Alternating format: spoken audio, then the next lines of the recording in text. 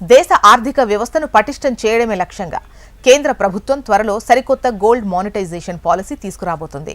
ప్రజల ఇళ్లలో నిరుపయోగంగా ఉన్న బంగారాన్ని వెలికితీసి దానిని దేశాభివృద్ధిలో భాగస్వామ్యం చేసేందుకు ప్రధాని నరేంద్ర మోదీ ఒక భారీ వ్యూహాన్ని సిద్ధం చేశారు. చాలా మంది తమ దగ్గర ఉన్న బంగారాన్ని లాకర్లలో లేదంటే ఇళ్లలో భద్రపరుచుకుంటూ ఉంటారు. కానీ ఈ కొత్త విధానం ద్వారా ఆ బంగారాన్ని బ్యాంకుల్లో డిపాజిట్ చేయడం వల్ల ప్రజలు ఆదాయం పొందే ఛాన్స్ కూడా ఉంటుంది. బ్యాంకులో డిపాజిట్ చేసిన బంగారంపై నిర్ణీత వడ్డీ లభిస్తుంది. అంతేకాకుండా ఈ డిపాజిట్ల ద్వారా వచ్చే లాభాలపై పన్ను మినహాయింపు కూడా ఇస్తారు.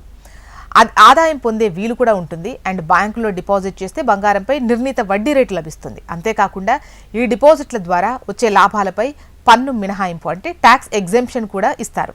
కనీసం పరిమితి 10 గ్రాములు ఉండాలి. అంటే మధ్యతరగతి ప్రజలను దృష్టిలో ఉంచుకొని కేవలం 10 గ్రాముల బంగారం ఉన్నా సరే బ్యాంకుల్లో డిపాజిట్ చేసేందుకు వీలుగా నిబంధనలు సరళతరం చేయబోతున్నారు. దేశంలో బంగారం దిగుమతులను తగ్గించేందుకు ప్రజల నుంచి సేకరించిన బంగారాన్ని జ్యువెలరీలకు నేరుగా సరఫరా చేసే ఈ పాలసీని రూపొందించారు.